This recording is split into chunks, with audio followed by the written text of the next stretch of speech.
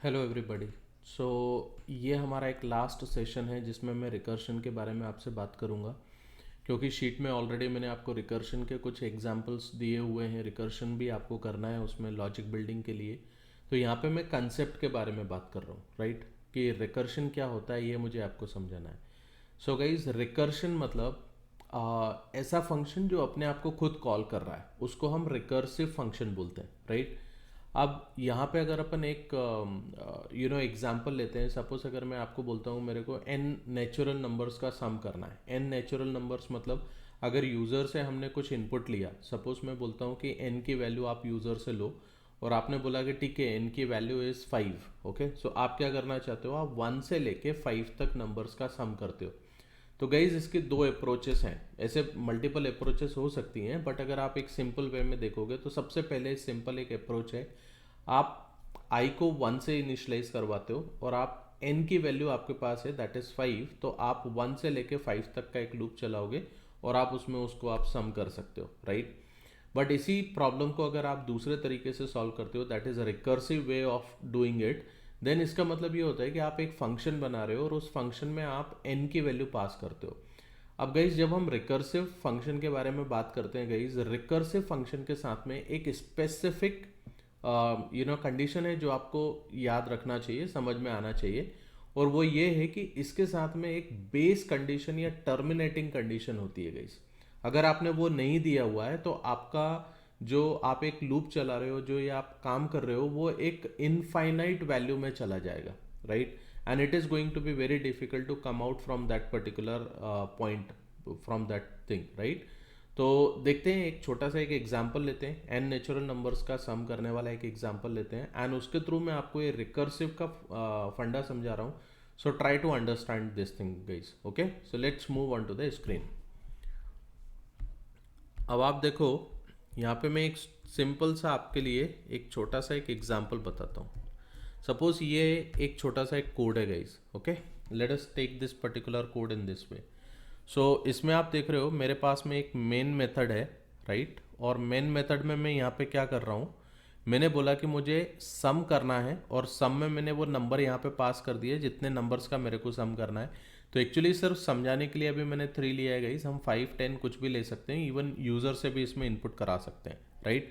और यहाँ पे देखो अपना जो भी वैल्यू आएगा उस वैल्यू को मैंने टोटल में लेके यहाँ पे टोटल को डिस्प्ले किया हुआ है।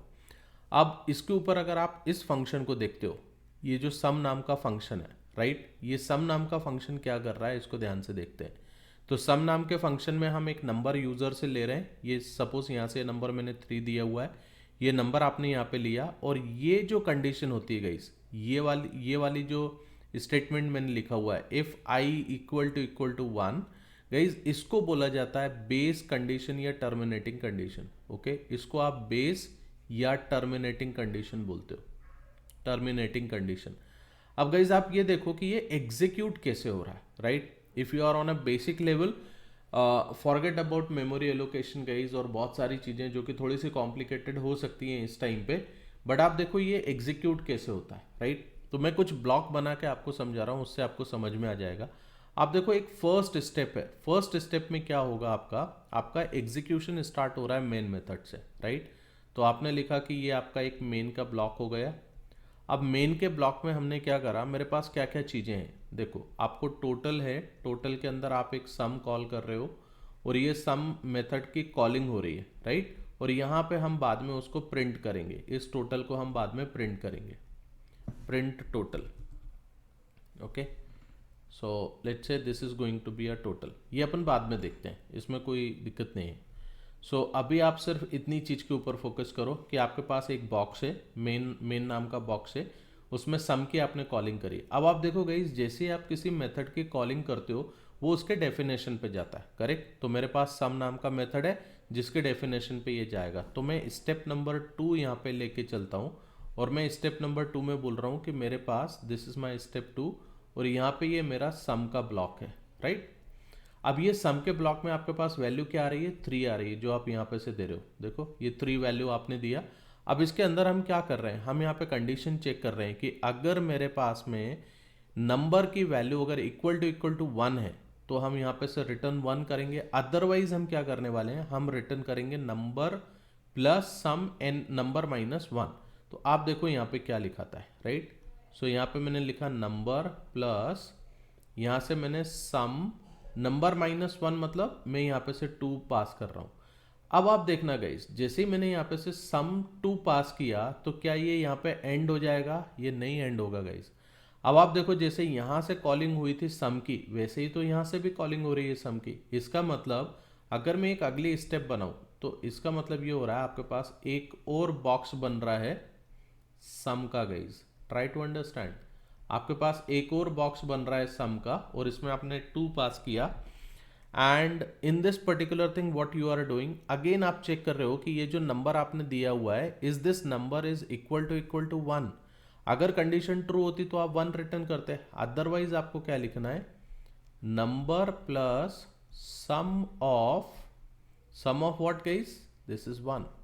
अब आप एक चीज समझो, यहां पे नंबर की वैल्यू 3 है, राइट, और यहां से आप 2 इसको पास कर रहे हो, यहां पे नंबर की वैल्यू 2 है। गाइस कंफ्यूज मत होना, यहां नंबर की वैल्यू 3 थी क्योंकि आपका सम का ब्लॉक जो इधर कॉल हो रहा है वो 3 के लिए कॉल हो रहा है, और इधर सम का ब्लॉक जो कॉल हो रहा है वो 2 के लिए कॉल हो रहा है, तो यहाँ पे 2 है, right. Now let us see the third block guys. Now what is happening, क्योंकि अभी आपने फिर से सम को कॉल किया है 1 के लिए, तो अब ये जो सम की कॉलिंग हो रही है ये 1 वैल्यू के लिए कॉल हो रहा है। अब आप चेक करो, नंबर की वैल्यू मेरे पास में क्या है? 1। और अगर आप कोड में देखते हो गाइज, अगर आप यहाँ पे देखते हो तो आप देखो अपन क्या कर रहे हैं, यहाँ पे मैं चेक कर रहा हूँ कि अगर नंबर इक्वल टू 1 है तो मुझे क्या रिटर्न करना है गाइज? 1। तो यहाँ पे ये जो रिटर्न स्टेटमेंट है गाइज, देखो ये जो रिटर्न स्टेटमेंट है, यहाँ से आपने 1 रिटर्न करा। अब जब आप 1 रिटर्न करते हो तो ये जाता कहाँ है? ये रिटर्न स्टेटमेंट वहाँ वापस जाता है जहाँ से इसकी कॉलिंग हुई है। तो इसकी कॉलिंग कहाँ से हुई थी? सम वन की कॉलिंग कहाँ से हुई थी? यहाँ से हुई थी। आप समझ रहे हो गाइस? तो यहाँ से जब मैंने रिटर्न 1 बोला तो ये 1 जाएगा कहाँ? यहाँ पे जाएगा, राइट। तो ये सम जो है वो कन्वर्ट हो गया 1 में। अब आप देख रहे हो 2 प्लस 1 गाइज, आप समझ रहे हो? यहाँ पे इसकी वैल्यू आ गई 3। आप क्या रिटर्न कर रहे हो यहाँ पे से? आपका रिटर्न स्टेटमेंट बोल रहा है ये वाला, ये आपका रिटर्न स्टेटमेंट है, राइट। तो आपने यहाँ पे से 3 रिटर्न किया और ये वैल्यू मेरी जा रही है इस जगह पे, तो यहाँ पे आ गया 3, राइट। अब 3 प्लस 3 इज वॉट? 6, और यहाँ से भी हम इसको रिटर्न कर रहे हैं गाइस। आप समझ रहे हो? अब ये जो 6 है ये कहाँ पे रिटर्न हो रहा है? ये रिटर्न हो रहा है इसका कॉलिंग मेथड पे। ये कहाँ कॉल हो रहा है? ये सम मेथड कहाँ कॉल हुआ है? ये यहाँ से कॉल हुआ था, देखो। तो ये वापस ये जाएगा इस जगह पे।